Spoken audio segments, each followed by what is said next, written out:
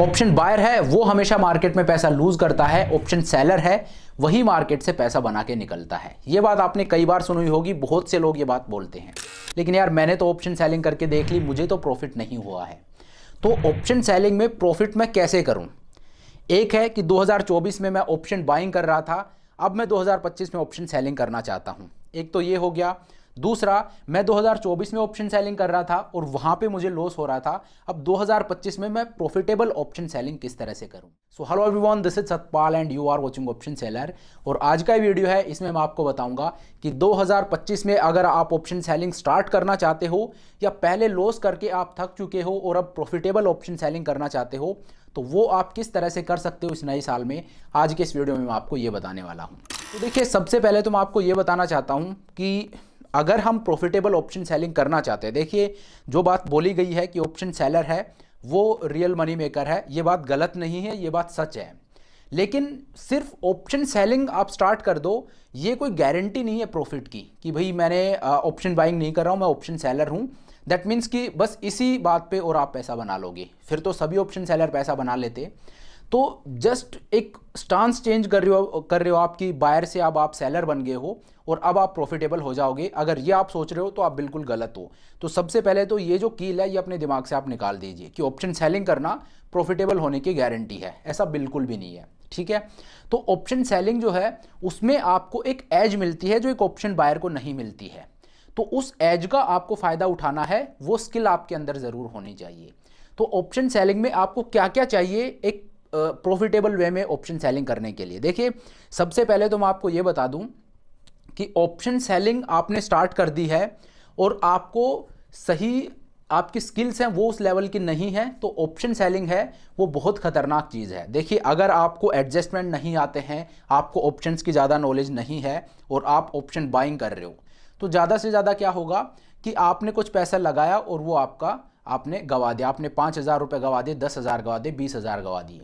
लेकिन अगर आप ऑप्शन सेलिंग करते हो और यहाँ पे आपको नॉलेज नहीं है, आपकी स्किल्स उस लेवल की नहीं है और आप ऑप्शन सेलिंग कर रहे हो, तो ये खतरे की बात है, क्योंकि यहाँ पे आपका जो लॉस है वो अनडिफाइंड होता है। ऑप्शन बाइंग में तो चलो ये है कि मेरा लॉस है वो डिफाइंड है, अगर मैंने कुछ भी नहीं किया तो जो प्रीमियम पे किया है वही मेरा जीरो हो जाएगा।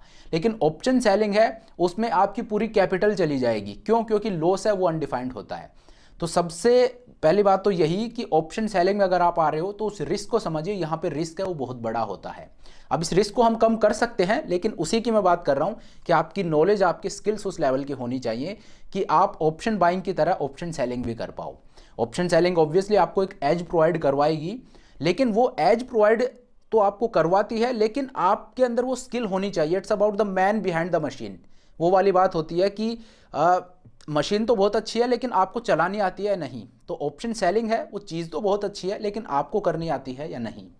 तो मोटा मोटी यहाँ पे मैं आपको दो चीज़ें बताना चाहता हूँ कि अगर आप ऑप्शन सेलिंग करते हो तो पहली गलती तो आप ये मत करना। देखिए, होता क्या, मान लीजिए आपके पास 5 लाख रुपए हैं और आप ऑप्शन सेलिंग कर रहे हो, तो पहले अगर आप ऑप्शन सेलिंग करके लॉस कर चुके हो तो भी आपके लिए बहुत ज़रूरी चीज़ है, ये एक गलती है जो आप मत करना। और वो गलती क्या है? वो गलती ये है कि ऑप्शन सेलिंग जब हम करते हैं वहाँ पे हमें एडजस्टमेंट की ज़रूरत होती है।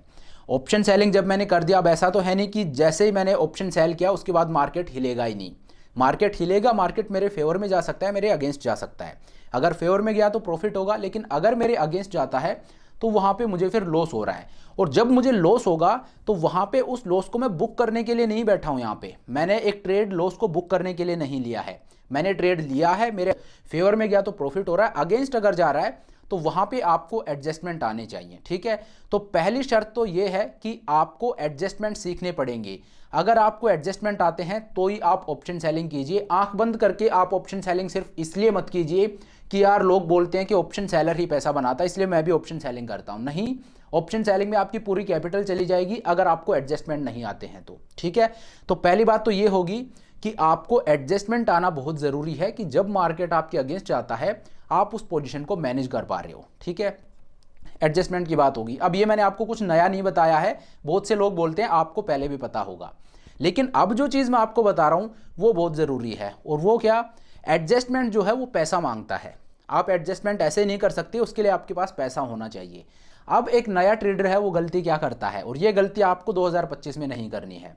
एक नया ट्रेडर गलती ये करता है कि वो ऑप्शन सेल करता है, मान लीजिए उसके पास 5 लाख रुपए हैं, 5 लाख रुपए से वो ऑप्शन सेलिंग उसने स्टार्ट कर दी है, ठीक है। अब कभी भी आपको अपने 100% कैपिटल से ऑप्शन सेलिंग नहीं करनी चाहिए, आपको 60% तक ही यूज़ करना चाहिए। 60 मान लीजिए, चलिए 70 मान लीजिए, वरना मैं बोलूँगा कि 60% तक ही आप कीजिए। शुरू में आपको ये लगेगा कि यार मेरा पैसा आइडल रखा है, लेकिन बहुत ये जो इक्वेशन मैं आपको बता रहा हूँ कि 60% ही आप यूज़ कीजिए, 40% पैसा आप अपना आइडल ही रखिए, वो 60% आपको इतना कमा के दे देगा। तो होता क्या है, अगर आपके पास 5 लाख रुपए हैं तो आप सिर्फ 3 लाख से ही ऑप्शन सेलिंग कीजिए, 2 लाख रुपए आपके पास आपके अकाउंट में आइडल होने चाहिए, ठीक है। अगर आप 10 लाख से ट्रेड कर रहे हो तो आई वुड से कि आप 6 लाख से ही ऑप्शन सेलिंग कीजिए, 4 लाख रुपए आप अपने पास रखिए, या 3 लाख तो एटलीस्ट रखिए ही रखिए, ठीक है। सबसे बड़ी गलती एक रिटेल ट्रेडर है जो ऑप्शन सेलिंग करता है, वो यही करता है कि पूरी कैपिटल से और वो ऑप्शन सेलिंग करना स्टार्ट कर देता है, जबकि ऐसा नहीं करना चाहिए। कायदे से होना ये चाहिए कि आपको एक बफर कैपिटल रखनी चाहिए। वो बफर कैपिटल है वो आपके काम तब आएगी जब मार्केट आपके अगेंस्ट जाएगा। आपने ऑप्शन सेल कर दिया, 5 लाख रुपए आपके पास थे, 5 के 5 लाख से आपने आयरन फ्लाई को ट्रेड कर दिया, या 5 के 5 लाख से आपने कैलेंडर को ट्रेड कर दिया, स्ट्रैंगल को ट्रेड कर दिया, या स्ट्रैडल को ट्रेड कर लिया। कोई भी स्ट्रेटजी जो आप ऑप्शन सेलिंग की स्ट्रेटजी ट्रेड करते हो वो आपने वो पूरे 5 लाख से कर दी। अब देखिए मार्केट, आप गारंटी तो नहीं ले सकते कि मार्केट आपके फेवर में रहेगा। अब मार्केट आपके अगेंस्ट चला गया, ठीक है, अब वहाँ पे करने पड़ेंगे आपको एडजस्टमेंट, और आपको एडजस्टमेंट भी आते हैं, लेकिन अब आपके पास पैसा ही नहीं है एडजस्टमेंट करने के लिए, तो करोगे क्या? ठीक है, आपको एडजस्टमेंट भी आता है, आप बहुत अच्छे ट्रेडर हो, लेकिन पैसा भी तो चाहिए। तो एक तो आपको एडजस्टमेंट आना बहुत ज़रूरी है। देखिए सिंपल बेसिक चीज़ है, अगर ये 2 चीज़ आपने समझ ली, you are good to go. तो सबसे पहली चीज़ तो एडजस्टमेंट आपको आने चाहिए। अब उसके साथ आप पैसा और जोड़ दीजिए कि जो आपकी कैपिटल है उसमें से 30% आप बाहर अलग निकाल के रख दोगे, वो 30-40% है वो आप यूज़ करोगे एडजस्टमेंट करने के लिए, ठीक है। तो जब मार्केट आपके अगेंस्ट जाएगा तो जो बफर कैपिटल है वो आपकी यूज़ होगी एडजस्टमेंट्स में। तो ये जो 2 रूल हैं इनको आप ब्लेंड कर दीजिए, इतनी ही गलती आप कर रहे हो। उसके अलावा और कितनी सारी चीज़ें हैं जो मैं आपको वैसे भी यूट्यूब पे बताता रहता हूँ, डिफरेंट स्ट्रेटजीज़ हैं वो मैं आपको बताता रहता हूँ। तो ज़्यादा कुछ नहीं है। ऑप्शन सेलिंग जब आप करते हो तो ऑप्शन सेलिंग का नेचर इस तरह का है कि आपको एक एज मिलती है। मान लीजिए मैंने एक ऑप्शन है उसको सेल किया है, अब लेट से 25,000 का एक कॉल ऑप्शन है वो मैंने सेल किया है, और एक बंदा है उसने बाई किया है, और वो मैंने 100 रुपये में सेल किया है और उसने 100 रुपये में बाई किया है। अब एज क्या है मेरे पास, मैं बाई भी कर सकता था, मैं सेल भी कर सकता था। अगर मैं सेल करता हूं तो एज क्या है, समझिए इस बात को। जब आप सेल करते हो, अब अगर मार्केट 25,100 तक जाता है, 100 पॉइंट ऊपर जाता है, तो क्या होगा, तो भी आपको किसी तरह का कोई लॉस नहीं हो रहा, जबकि आपने कॉल ऑप्शन को यहाँ पे सेल किया है। अगर 25,100 पे भी वो चला गया तो भी आपको लॉस नहीं हुआ है, वो 100 पॉइंट आपके अगेंस्ट ही गया है, क्योंकि आपने उसको 100 रुपये में सेल किया है, तो 100 रुपये आपने ऑलरेडी ले लिए थे। अब 100 पॉइंट ऊपर भी चला गया तो भी 100 रुपये आपके पास ऑलरेडी थे, आपको कोई लॉस नहीं हुआ, जबकि मार्केट आपके अगेंस्ट गया 100 पॉइंट।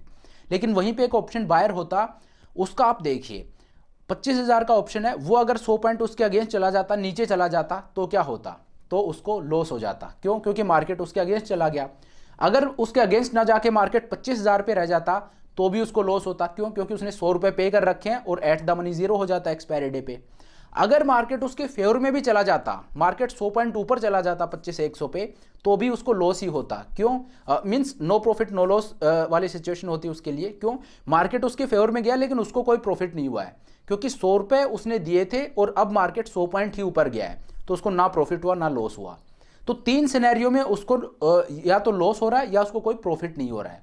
जबकि ऑप्शन सेलर है उसको इन सभी सिनेरियोज में क्या होगा, उसको सिर्फ एक सिनेरियो में लॉस होगा अगर मार्केट ड्रास्टिकली ऊपर चला जाता है। तो इस वजह से ऑप्शन सेलिंग का नेचर इस तरह का है कि वो आपको एक एज प्रोवाइड करवाता है, ठीक है। तो एज तो आपके पास है ही, बस आपको 2 चीज़ करनी है।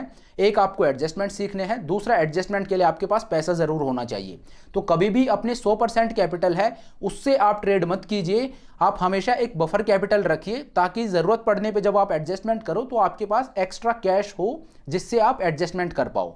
ये छोटा सा चेंज है जो आप 2025 में कीजिए और आप मुझे थैंक यू बोलोगे। इस साल के दिसंबर में आप मुझसे जुड़े रहना और मुझे बताना कि आप प्रॉफिटेबल हो या लॉस में हो।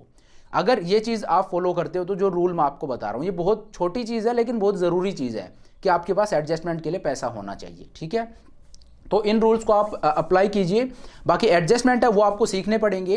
एडजस्टमेंट्स के लिए देखिए मैं वैसे यूट्यूब पे भी बहुत सी वीडियोस डालता हूँ, और वैसे मेरा ऐप है उसको आप डाउनलोड कर सकते हो। वहाँ पे जो मेरा एजुकेशनल कंटेंट है वो आपको देखने को मिल जाएगा, जिसमें डिफरेंट स्ट्रेटजीज़ हैं जो मैं प्रोवाइड करवाता हूँ। उनमें किस तरह के एडजस्टमेंट होते हैं, कैसे आप किसी भी सिनेरियो से प्रॉफिटेबली बाहर आ सकते हैं, या लॉस को आप मैक्सिमम किस तरह से मिटिगेट कर सकते हैं अगर मार्केट ड्रास्टिकली आपके अगेंस्ट जाता है। तो जितने भी एडजस्टमेंट है, जो एडवांस एडजस्टमेंट्स हैं, वो सारे मैंने वहाँ पे बता रखे हैं। तो अगर आप चाहो तो उनके लिए ऑप्ट कर सकते हो, नीचे मैंने लिंक भी दे दिया है।